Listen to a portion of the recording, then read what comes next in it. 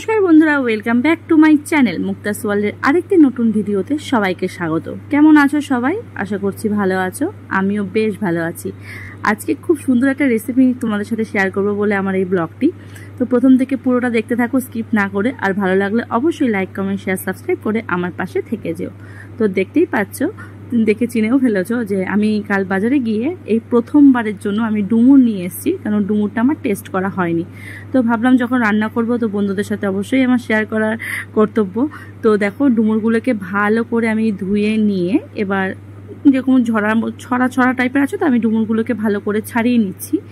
আমি তোমাদের আজকে ডুমুর কাটার সহজ পদ্ধতি থেকে শুরু করে কীভাবে টিপস সহ কষ ছাড়ানো পুরোটা শেয়ার করব। তো স্কিপ করো না কেউ, প্লিজ দেখতে থাকো। আমি এটা নিজে শিখে তোমাদের সাথে শেয়ার করছি, কারণ ডুমুর কীভাবে কাটতে হয় আমিও জানতাম না, বা এর কষ কীভাবে ছাড়াতে হয় সেটাও জানতাম না। তো দেখো প্রথমে আমি ডুমুরগুলোকে ভালো করে ছাড়িয়ে নিয়েছি, আর এখানে একটা পাত্রের মধ্যে জল নিয়ে তাতে 3 চামচ আটা দিয়ে দিলাম। এবার আটা দিয়ে ভালো করে জলটাকে আমি গুলিয়ে নিচ্ছি। আটাটা কেন নিলাম আমি তোমাদের বলছি আস্তে আস্তে। তো আটাতে ডুমুরের কষটা খুব ভালোভাবে ছিঁড়ে যায়, কেন আমরা মোচা কাটি বা কলার যখন থোড় কাটি অনেকে নুন হলুদ বা চুনের সাথে ভিজিয়ে রেখেছি, কিন্তু ডুমুরের কষটা একটু তিতকুটে টাইপের, তাই ডুমুরের কষটা না এরকম আটার জলে দিলে খুব ভালোভাবে কষ কেটে যায়, এবং ডুমুরের খোসার উপরে যে একটা কালচে ভাব থাকে না, সে কালচে ভাবটা খুব সুন্দর পরিষ্কার হয়ে যায়। তোমরা দেখতে পাবে যে কি সুন্দর ডুমুরের খোসাটা পরিষ্কার হয়ে যাবে, অটোমেটিক্যালি পরিষ্কার, মানে তোমাকে করতে হবে না, ও করে নেবে।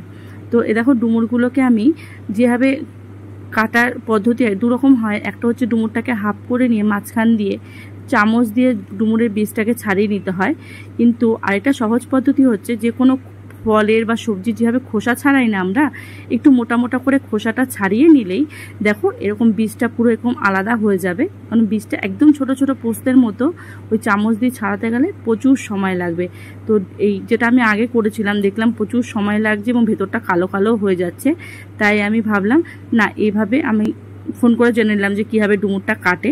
তো পরে বললো যে এরকমভাবে করলে খুব সহজভাবে হয়ে যায়। তো সুন্দর করে এরকম খোসা ছাড়ানোর মতো করে দেখো একদম মোটা মোটা করে ছাড়িয়ে নিচ্ছি, আর পুরো ভেতরের ফলটা যেটার মধ্যে বীজ আছে সেই বীজটাকে আমি ছাড়িয়ে নিচ্ছি। কি সহজ তাই না? আর কষটাও খুব সুন্দর করে ছেড়ে যায়।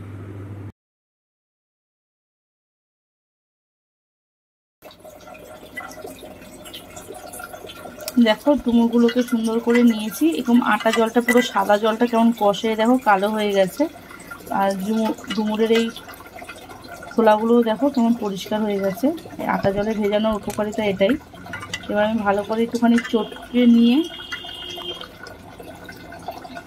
ফ্রেশ একটু জল এখানে আলাদা করে নিয়ে নিচ্ছি। আমি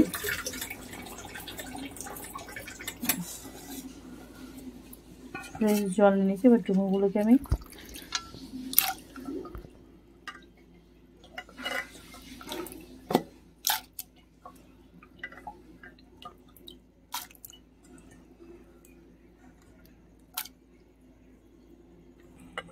তো দেখো পুরো কেমন যেন কষে একটা কালো কালো ভাব জল, এটাকে ছাঁকনি দিয়ে ছেঁকে বাকি ডুমুরগুলোকে আমি নিয়ে নেব। এটা আমি ফ্রেশ জলে ভালো করে একবার ধুয়ে নিয়ে এইভাবে ঝরা দেব।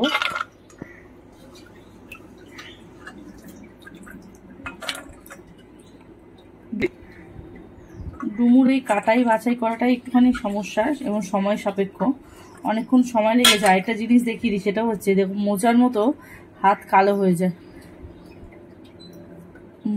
মোচা কাটতে গেলে এরকম হাত কালো হয়ে যায়। দেখো এই যে হাতে এরকম হয়ে গেছে কাটতে গিয়ে, মানে অনেকটা সময় লাগে। তো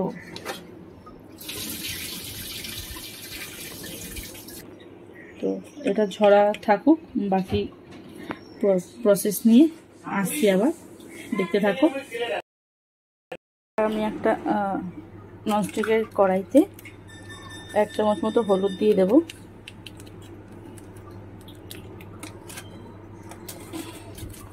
আর দিয়ে দেব 1 চামচ মতো নুন,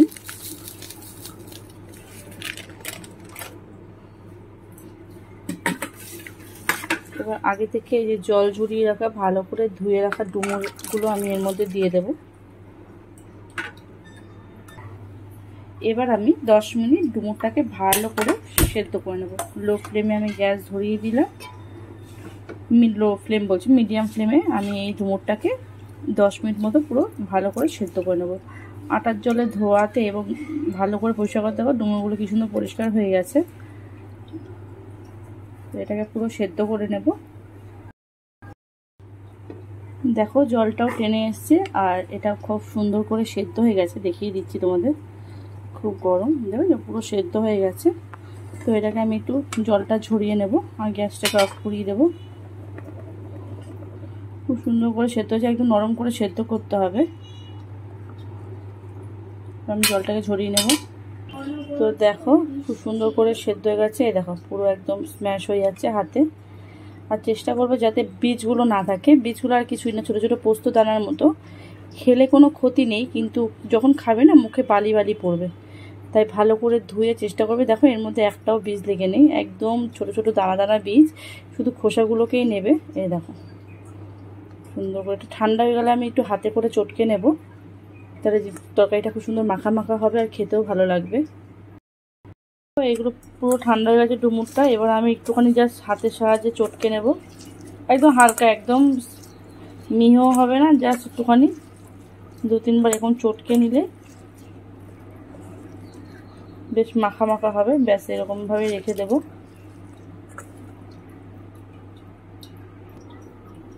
দেখো আমি এরকমভাবে চটকে নিয়েছি। আর ডুমুরটা রান্না করার জন্য আমি এখানে একটা বড় সাইজের আলু এখন ছোট ছোট ডুমু ডুমু করে কেটে নিয়েছি, 2টো বড় সাইজের পেঁয়াজ কুচিয়ে নিয়েছি, 2টো টমেটো কুচিয়ে নিয়েছি। আর এখানে বাটা মশলা হিসাবের জন্য একটা ছোট্ট পেঁয়াজ, বেশ কিছু লাল লঙ্কা, আদা আর রসুন আমি নিয়েছি। এটাকে আমি পেস্ট করে নেব। এর সাথে আমি 4টে এলাচ আর হাফ টুকরো দারচিনি দিয়ে পেস্ট করব, তাতে গরম মশলাটা মশলার সাথে কষি গেলে খুব সুন্দর গন্ধ ছাড়বে এবং খেতেও ভালো হবে। তো এটা হচ্ছে আমার ডুমুর রান্না করার উপকরণ। এবার আমি রান্নাটা শুরু করব। তেল গরম করে আমি আলুগুলোকে একটুখানি নুন হলুদ দিয়ে ভালো করে লাল লাল করে ভেজে নেব।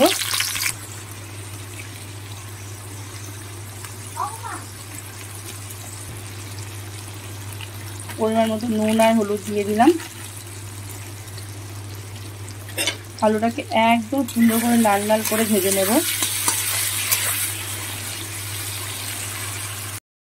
আলুগুলোকে এরকম লাল লাল করে সুন্দর করে একদম সেদ্ধ করে ভেজে নিয়েছি। এই দেখো। আর এখানে মশলাটাও রেডি হয়ে গেছে, পেস্ট করে নিয়েছি। এখানে যে আলু ভাজার তেলটা ছিল সেই তেলেই আমি কুচিয়ে রাখা পেঁয়াজটা দিয়ে ভালো করে ভেজে নেব। এবার কড়াইটা গরম হয়ে গেছে, আমি কিছুক্ষণ পেঁয়াজ দিয়ে দিলাম।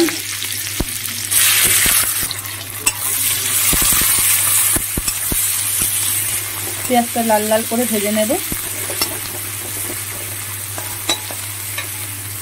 পেঁয়াজটা লাল লাল ভাজা হয়ে গেছে। এবার আমি কুচিয়ে রাখা টমেটোটা দিয়ে দেব।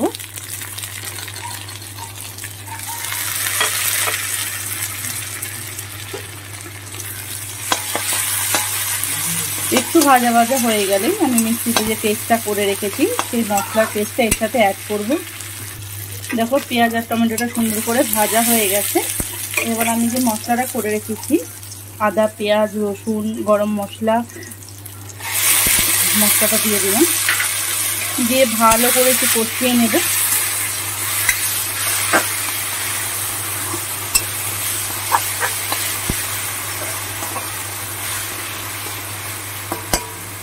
এবার আমি একটা বাটিতে গুঁড়ো মশলা যা যা দেব,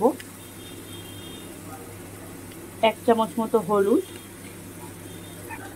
যেহেতু অনেকগুলো পাকা লঙ্কা দিয়েছি জাস্ট কালারের জন্য আমি একটুখানি হাফ চা চামচ মতো লঙ্কার গুঁড়ো দেব। আর ডুমুরটা যেহেতু একটু কালো কালো টাইপের, তাই ভালো কালার আনার জন্য দিয়ে দেবো হাফ চা চামচ মতো কাশ্মীরি লঙ্কার গুঁড়ো। এবার জল দিয়ে এটা একটা পেস্ট বানিয়ে নেব। জল দিয়ে একটু সুন্দর করে মশলাটা মিশিয়ে নেব।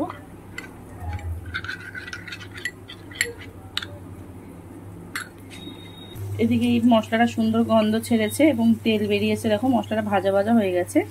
এবার আমি গুঁড়ো মশলার পেস্টটা এর মধ্যে অ্যাড করে নেব।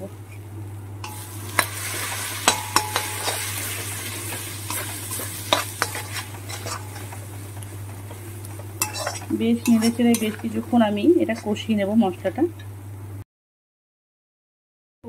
এর মধ্যে আমি হাফ চা চামচ চিনি দেব স্বাদের জন্য। আর যেহেতু আলু ভাজায় নুন আছে, তারপর ডুমুরটা সেদ্ধ করেছি নুন দিয়ে, তাই এখানে মশলার পরিমাণে আমি 1 চা চামচ মতো নুন দিয়ে দেবো। নিয়ে ভালো করে মশলাটা কষাবো।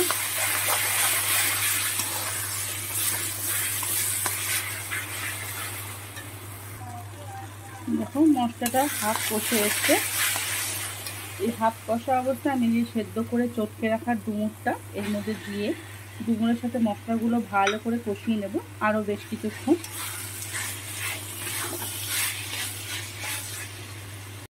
টা খুব সুন্দর কষে এসছে।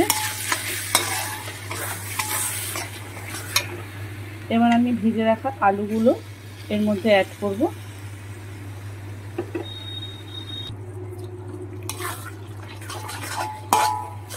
যেহেতু আলু সেদ্ধ আছে আর ডুমুরটাও পুরো সেদ্ধ, তাই আর জল দেব না, একদম কষা কষা হবে।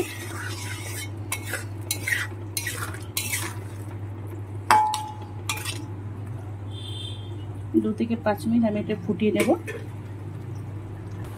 দেখো রান্নাটা পুরো হয়ে গেছে। এরপর আমি নামানোর আগে জাস্ট 1 চামচ না, জাস্ট অল্প একটু ঘি জাস্ট স্মেলের জন্য দিয়ে দেবো।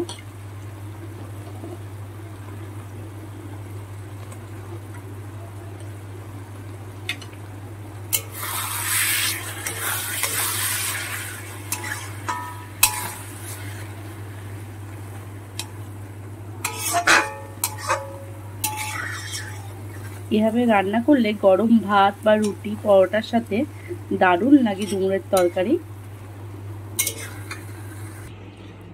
দেখো আমি সার্ভ করে নিয়েছি পুরো একদম কষা কষা ডুমুরের তরকারি। খুব সুন্দর গন্ধ বেরিয়েছে, মনে হচ্ছে বাড়িতে মাংস বা ডিম রান্না হলে যেরকম গন্ধ হয়। আর খেতেও দারুণ হয়েছে, রুটি ভাত পরোটার সাথে দারুণ জমে যাবে। আর ডুমুর খুব উপকারী, বাচ্চা থেকে সবাই, বাচ্চা খুব প্রোটিন আছে ডুমুরে শুনেছিলাম, কিন্তু ডুমুর কোনোদিন আমার বাড়িতে রান্না করিনি, এই প্রথম। তো দারুণ লেগেছে। আমি তো প্রায় এই ডুমুর রান্না এখন করব, ডুমুরের তরকারি বাচ্চাদেরও দেবো এবং আমরাও খাবো। তো তোমরা অবশ্যই ট্রাই করো। আর কেমন লাগলো আমার রেসিপিটা অবশ্যই জানিও। ভালো লাগলে লাইক কমেন্ট শেয়ার সাবস্ক্রাইব করে আমার চ্যানেলের পাশে থেকে যেও। আবারও নতুন কোনো ভিডিও নিয়ে খুব তাড়াতাড়ি চলে আসবো আমার বন্ধুদের মাঝে। ততক্ষণ ভালো থেকো, সুস্থ থেকো, সাবধানে থেকো। টাটা।